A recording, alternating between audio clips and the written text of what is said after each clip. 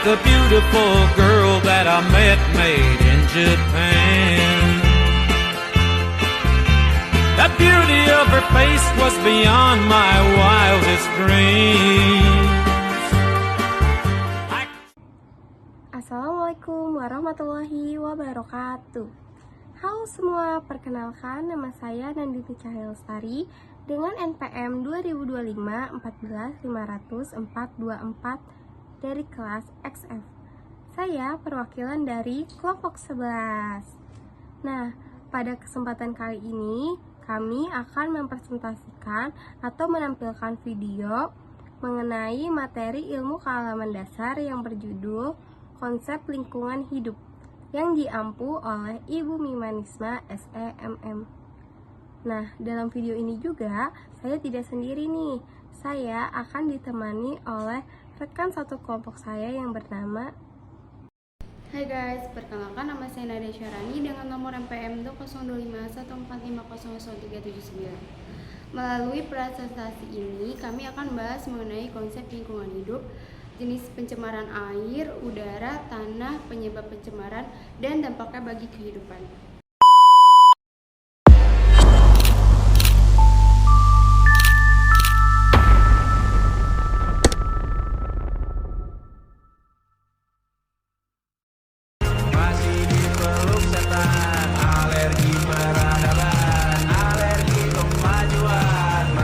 Kurangnya kesadaran terhadap bahaya membuang sampah sembarang, terutama sampah plastik. Lahan eks tambang emas di Desa Hampalit, Kecamatan Katingan Hilir, Kabupaten Katingan terancam rusak parah. Kerusakan hutan parah terjadi di Nagari Tanjung Kaliang, Sijunjung, Sumatera Barat. Ratusan hektar hutan dirambah dengan menggunakan 5 alat berat. Raja Ampat, pulau yang dijuluki surga dunia terakhir di Indonesia, kini sedang terancam. Bukan oleh bencana alam, tapi oleh aktivitas tambang nikel yang mendapat izin dari pemerintah. Hujan lebat turun di Kabupaten Kerinci dan Kota Sungai Penuh Jambi merendam ribuan rumah warga.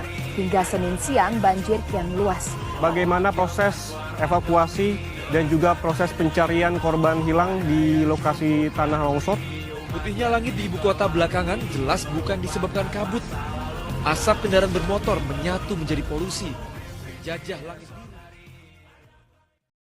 Saya rasa di Indonesia hutan terbesar yang terakhir hanya Papua. Kita tidak menjumbang uang untuk bangun negara, tapi kalau kita sumbang oksigen kan sudah cukup sebenarnya menurut saya. Jadi kalau macam kelapa sawit itu datang, jangan sampai saya punya anak cucu mereka tidak lihat cendrawasihnya lagi.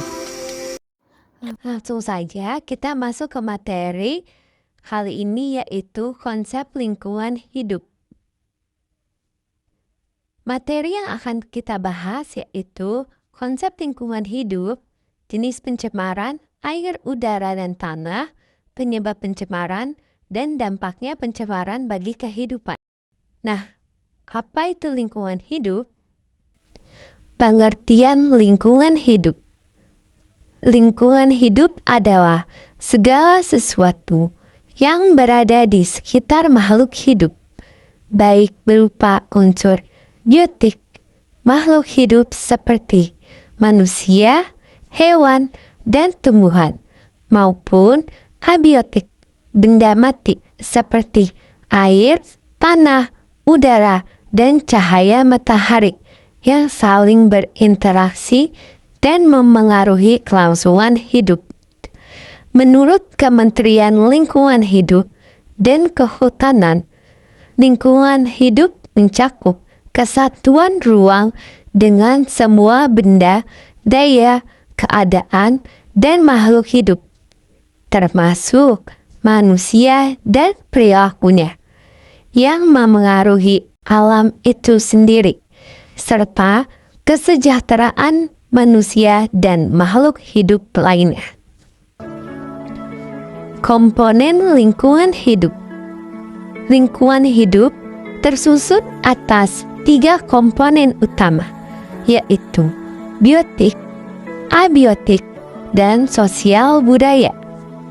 Ketiganya tidak berdiri sendiri, tetapi saling berhubungan erat dan membentuk suatu sistem yang utuh.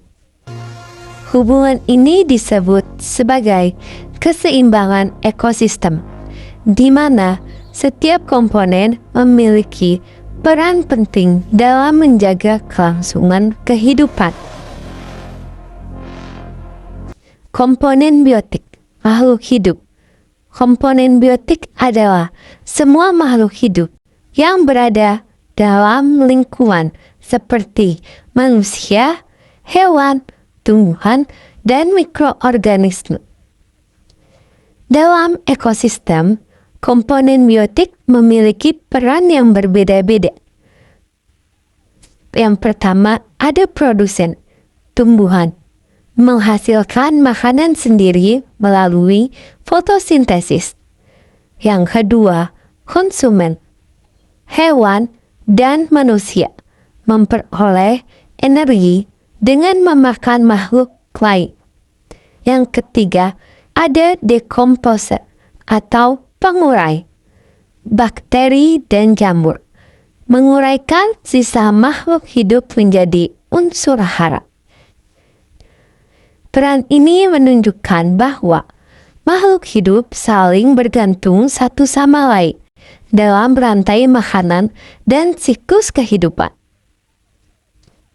Komponen abiotik, benda tak hidup. Komponen abiotik adalah semua unsur tidak hidup yang mendukung kehidupan makhluk hidup. Contohnya meliputi air, tanah, udara, cahaya matahari, suhu dan iklim, mineral. Komponen ini berfungsi sebagai penyedia kebutuhan dasar kehidupan. Misalnya, tumbuhan membutuhkan cahaya matahari dan air untuk fotosintesis, sedangkan hewan dan manusia membutuhkan oksigen dari udara untuk bernafas. Tanpa komponen abiotik, makhluk hidup tidak dapat bertahan hidup. Komponen sosial dan budaya. Komponen sosial budaya berkaitan dengan manusia sebagai makhluk sosial yang berinteraksi dengan lingkungan. Contohnya, kebiasaan hidup masyarakat, adat istiadat dan norma, kegiatan ekonomi industri, pertanian, transportasi, pola konsumsi dan gaya hidup. Komponen ini sangat penting karena manusia memiliki kemampuan untuk mengubah lingkungan, baik ke arah yang positif maupun negatif. Keterkaitan antar komponen. Ketiga komponen tersebut saling berhubungan dalam suatu sistem yang tidak bisa dipisahkan. Biotik bergantung pada abiotik. Tumbuhan butuh air, tanah, dan cahaya. Manusia sosial bergantung pada biotik dan abiotik untuk makanan, air, dan tempat hidup. Manusia juga memengaruhi keduanya melalui aktivitas seperti industri, pertanian, atau pembangunan. Hubungan ini bersifat timbal balik, saling memengaruhi. Contoh nyata, jika air tercemar, abiotik, ikan mati. Biotik, manusia kehilangan sumber pangan sosial. Jika hutan ditebang, biotik, udara menjadi panas dan kualitas menurun. Abiotik, kehidupan manusia terganggu. Sosial, jika manusia menjaga lingkungan, ekosistem tetap seimbang. Semua makhluk hidup dapat bertahan. Teknis pencemaran air, udara, dan tanah. Lingkungan hidup adalah tempat kita tinggal, bernafas dan menjalani kehidupan sehari-hari. Namun, tanpa kita sadari, aktivitas manusia sering kali menimbulkan masalah serius, yaitu pencemaran lingkungan. Pencemaran ini dapat terjadi pada air, udara, maupun tanah, yang semua sangat penting bagi kelangsungan makhluk hidup. Lalu, apa saja sih jenis pencemaran tersebut? Bagaimana terjadinya dan apa dampaknya? Mari kita bahas satu persatu. Yang pertama yaitu pencemaran air. Pencemaran air adalah kondisi ketika sumber air seperti sungai, danau atau laut mengalami penurunan kualitas akibat masuknya zat berbahaya. Air yang seharusnya jernih dan menjadi sumber kehidupan berubah menjadi keruh, berbau, bahkan beracun. Pencemaran air umumnya disebabkan oleh aktivitas manusia, limbah industri yang mengandung bahan kimia berbahaya sering dibuang langsung ke sungai tanpa pengolahan. Selain itu, limbah rumah tangga seperti deterjen, minyak, dan sampah plastik juga turut mencemari air.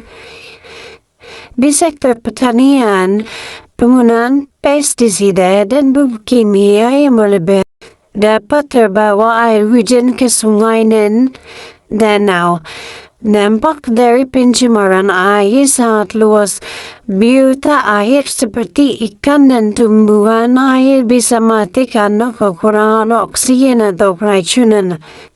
Air yang tercemar juga tidak layak untuk dikonsumsi dan dapat menyebabkan berbagai penyakit seperti diare, keracunan, hingga gangguan kulit. Tidak hanya itu, pencemaran air juga berdampak pada manusia yang bergantung pada air sebagai sumber kehidupan sehari-hari. Yang kedua yaitu pencemaran udara. Pencemaran udara terjadi ketika udara yang kita hirup mengandung zat berbahaya seperti gas beracun dan partikel halus. Udara yang bersih sangat penting bagi kesehatan, namun kini kualitas udara di banyak tempat semakin menurun. Sumber utama pencemaran udara berasal dari asap kendaraan bermotor yang setiap hari kita gunakan. Selain itu, emisi dari pabrik dan industri juga menghasilkan gas berbahaya seperti karbon monoksida dan sulfur dioksida. Kebakaran hutan yang sering terjadi juga menjadi penyebab serius karena menghasilkan kabut asap yang menyebar luas sehingga mengganggu aktivitas manusia. Dampak pencemaran udara sangat berbahaya bagi kesehatan. Gangguan pernapasan seperti ISPA dan asma menjadi semakin umum terjadi. Selain itu, pencemaran udara juga berkontribusi terhadap pemanasan global dan perubahan iklim. Dalam jangka panjang, kualitas hidup manusia dapat menurun akibat udara yang tidak sehat. Yang terakhir ada pencemaran tanah. Pencemaran tanah terjadi ketika tanah terkontaminasi oleh zat berbahaya yang merusak kualitasnya. Tanah yang subur sangat penting untuk pertanian dan kehidupan, namun pencemaran membuat tanah kehilangan fungsinya. Salah satu penyebab utama pencemaran tanah adalah pembuangan sampah sembarangan, terutama sampah plastik yang sulit terurai. Limbah industri yang mengandung bahan beracun juga dapat meresap ke dalam tanah. Selain itu, penggunaan pestisida dan pupuk kimia secara berlebihan dapat merusak struktur tanah dan membunuh organisme yang hidup di dalamnya. Dampaknya sangat serius. Tanah menjadi tidak subur sehingga hasil pertanian menurun. Selain itu, Zat berbahaya dalam tanah dapat meresap ke air tanah dan akhirnya dikonsumsi manusia. Pencemaran tanah juga merusak ekosistem dan melanggar keseimbangan lingkungan. Keterkaitan antar pencemaran. Ketiga jenis pencemaran ini sebenarnya saling berkaitan dan tidak berdiri sendiri. Pencemaran tanah dapat meresap menjadi pencemaran air. Pencemaran udara dapat turun dalam bentuk hujan asam yang merusak tanah dan air. Artinya, jika satu jenis pencemaran terjadi, maka dampak bisa menyebar ke lingkungan lain. Inilah mengapa menjaga lingkungan harus dilakukan secara menyeluruh. Lingkungan hidup merupakan bagian yang tidak dapat dipisahkan dari kehidupan manusia. Semua kebutuhan hidup manusia berasal dari lingkungan, sehingga kelestarian harus dijaga dengan baik.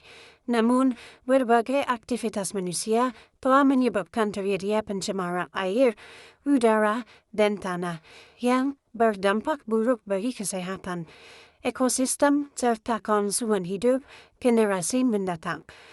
Oleh karena itu, setiap individu memiliki tanggung jawab untuk menjaga lingkungan dengan cara membuang sampah pada tempatnya, mengurangi penggunaan plastik, menghemat energi, mengolah limbah dengan benar, edukasi dan kampanye pelestarian lingkungan serta ikut berpartisipasi dalam kegiatan pelestarian lingkungan dengan menjaga lingkungan. Sejak sekarang, kita dapat menciptakan bumi yang lebih sehat, bersih, dan nyaman untuk dihuni oleh generasi sekarang maupun generasi yang akan datang. Dengan perubahan sikap dan tindakan kecil, kita bisa menjaga bumi untuk masa depan. Terima kasih dan sampai jumpa.